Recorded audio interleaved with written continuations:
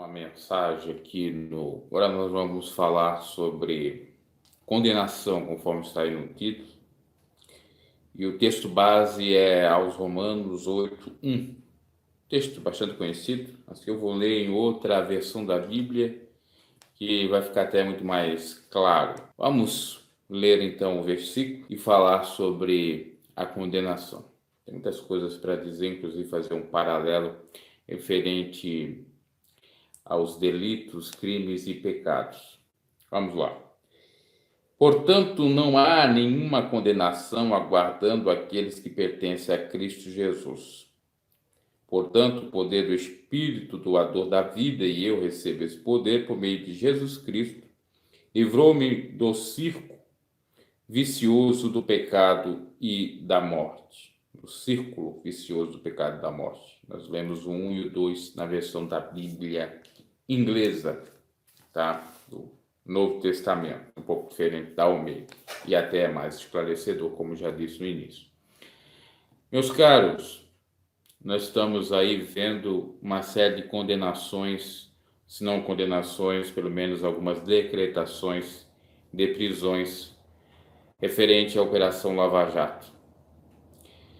Claro que a gente não pode usar aquele ditado que diz onde há fumaça há fogo como regra. Existem exceções à regra. No entanto, quando há fortes indícios, é porque, de fato, há uma grande possibilidade de delitos, de crime. Por conseguinte, a decretação de uma prisão preventiva, isso no Brasil, ou temporária, se faz jus, ou até mesmo uma condenação via sentença, um processo judicial. Referente a essa questão de Lava Jato, eu estava vendo, inclusive, uma notícia agora há pouco, que Michel Temer e o Moreira Franco teriam falado antes de serem presos, ou seja, já sabiam de antemão que iriam sofrer alguma sanção por parte da polícia ou por conta da decisão do Marcelo Bretas do Rio de Janeiro. E isso é mais um indício que eles, vamos dizer assim, tramaram para se livrar o mais breve possível desta prisão preventiva, com HC inclusive. Sem falar, como eu já disse lá no conteúdo edificante, que Moreira Franco é sogro, entre aspas, do Rodrigo Maia, né? É padrasto da mulher do Rodrigo Maia. E aí poderia ter uma articulação, enfim. Claro que a decisão foi com outro juiz, obviamente. Mas tudo está no meio. O que eu quero dizer com isso é que, diante de Cristo, não tem esse marabalismo para tentar inocentar o culpado e culpar o inocente. Não, há a reta justiça. Quando aqui nós lemos, portanto, ou seja, isto é, não há nenhuma condenação aguardando aqueles que pertencem a Cristo Jesus, é isto. Não há mais nenhuma condenação para aquele que está em Cristo Jesus e pronto. É promessa e é cumprimento e é justiça de Deus. Diferente da do homem, que ele pode estar agora livre, leve e solto, e a qualquer momento pode estar preso, ou vice-versa, né? Ele pode estar preso e a qualquer hora pode estar solto.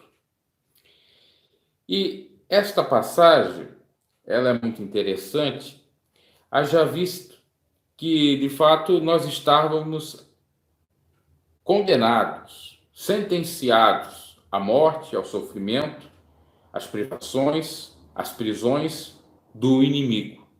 E o Senhor Jesus, pelo sacrifício vicário da cruz do Calvário, por vontade do Senhor Deus, por, de fato, o amor de Deus à humanidade, que olhou para cá, não viu nenhum justo sequer, enviou o seu único filho para nos salvar, é que nós temos essa dádiva, essa graça, esse favor merecido, se aceitamos a Cristo, que não tem nenhuma condenação nos aguardando, condenação de miséria, condenação de sofrimentos maiores nessa vida, condenação até mesmo da lei dos homens, e se for de uma maneira equivocada ou não justa, o Senhor há de pelejar, condenação também e principalmente do fogo do inferno ou também do lago de fogo, que é a segunda morte, a separação total. Então, se você está em Cristo Jesus, o que é estar em Cristo Jesus? É amar a Deus sobre todas as coisas e ao próximo a si mesmo, porque Jesus pregou isso. Reduziu os 10 mandamentos em 2, e em amor, que o fim da lei é o amor e é Cristo. Então, se você ama a Deus sobre qualquer idolatria, sobre o dinheiro, sobre os bens dessa terra, sobre família, sobre tudo, você está no caminho certo. E se você ama o próximo como a si mesmo, também. Aí, portanto, não há nenhuma condenação. Agora, se você diz que ama a Deus, mas aborrece seu irmão, você na realidade está sendo mentiroso, não está amando o Senhor. Porque como que você pode amar a Deus que não vê, se não ama o seu próximo que vê? Se você diz que ama o seu próximo, mas não aceitou a Jesus Cristo, mas não acredita em Deus, também pouco importa, pouco adianta, apesar de ser uma boa obra, de uma boa aventurança, porque é necessário aceitar a Jesus Cristo. E desta forma é que nós temos a certeza que estamos livres da condenação maior, que é as nossas almas serem lançadas no fogo do inferno, ou passarmos a eternidade distante do paraíso de Deus para sempre. Então, tenha em mente isto, que os homens podem lhe condenar, os homens podem lhe rotular, pode não ir com a sua cara ou aparência, pode julgar pela aparência, mas Deus, ele julga pela sua reta justiça, pela essência, e há de condenar pessoas por conta da sua essência perversa e há de absolver pessoas por conta da sua essência justificada ou santa ou pura. Então, por isso é importante nós temer a Deus. Jesus já dizia, para melhor temer a Deus do que os homens, porque Deus, ele não só pode matar a nossa carne e o nosso corpo, mas também a nossa alma. Diferente do homem que só pode ou tem poder sobre esse corpo. Pois, como sabemos, a nossa alma pode ter um destino totalmente contrário àquilo que nós pensamos ou queremos, que é, então, morar na eternidade distante de Deus, se nós não aceitar Ele de fato. Portanto, não há nenhuma condenação aguardando aqueles que pertencem a Cristo Jesus. Se você pertence a Cristo Jesus, se você exerce o amor, você não tem condenação. Do contrário, você já tem. Para se livrar do perigo da morte e eterna, aceita Cristo. Aceite seu amor.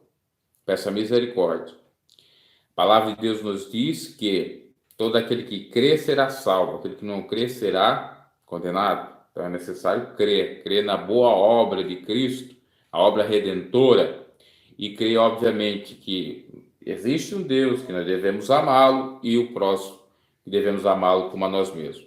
Portanto, o poder do Espírito doador da vida, e eu recebo esse poder por meio de Cristo Jesus. E me livrou do círculo vicioso do pecado e da morte. Paulo está dizendo o seguinte, que o poder do Espírito doador da vida, que é o próprio Deus, que doou a vida, que deu vida e vida com abundância por intermédio de Jesus, eu recebo com poder por meio de Cristo Jesus, obviamente, livrou-me do círculo vicioso do pecado e da morte. O que é pecado? Erro. Errar ao alvo, que é morte, separação, que pode ser eterna, que pode ser momentânea, que pode ser simbólica. Já falei em outras oportunidades no canal, até mesmo lá, conteúdo edificante. Então, meus caros, damos graças a Deus que estamos no caminho. Se não estamos, é necessário voltar ao caminho, ou quem não está no caminho, ir ao caminho. E pouco nos importamos com as condenações desta vida ou do homem, porque Deus há de nos justificar se estivermos, obviamente, em retidão com Ele. O homem pode nos desprezar, homem, quando digo ser humano, homem, mulher, né? Pode nos desprezar, pode nos humilhar, pode nos enganar, pode colocar até mesmo nós um cárcere, assim como membros da igreja primitiva no início foram para o cárcere, foram para os tribunais de uma maneira injusta, o próprio Jesus padeceu de uma maneira injusta, ao ponto do Pôncio Pilatos dizer que não vejo nenhum erro nesse homem, nenhum pecado, nenhum delito ou culpa. A igreja primitiva sofreu muito perseguições, morreram boa parte dos membros da igreja decapitados, ou seja, perderam suas cabeças, foram queimados vivos, foram devorados por bestas e feras nos coliseus, por aí em diante. Mas eles não negaram a fé. Por isso que Paulo dizia o seguinte, que nada nesse mundo era capaz de separar do amor de Deus, nem a espada, nem o sofrimento, nem a dor, nem mesmo a morte. Que assim seja, que nós não percamos essa liberdade que há em Cristo Jesus, porque conhecereis a verdade vos libertará. E se verdadeiramente o Filho do Homem te libertar, vós sereis livres, como está em João 8,32 e João 8,36. E assim sendo, tendo essa liberdade, nós não temos condenação nenhuma, porque chegou a luz da consciência, porque agora praticamos aquilo que agrada o Senhor, não fazemos as obras da carne, crucificamos, porque as leis não são para aqueles que são justos ou temem ao Senhor, porque agora nós vivemos em novidade de vida, somos novas criaturas, porque agora nós entendemos que temos vida de fato, outrora estávamos mortos e cegos, enganados. Agora nós ressuscitamos simbolicamente, assim como Cristo ressuscitou por meio do batismo da água e do Espírito. Agora nós temos o selo da promessa que nos garante no dia da redenção a vida eterna, que é o Espírito Santo. Agora nós temos os dons do Espírito Santo, a ajuda do mesmo. Agora a nossa vida é uma outra, deve ser outra. Que não tenhamos, de fato, saudade da velha vida. Que não venhamos resgatar a mesma ou tentar ressuscitá-la.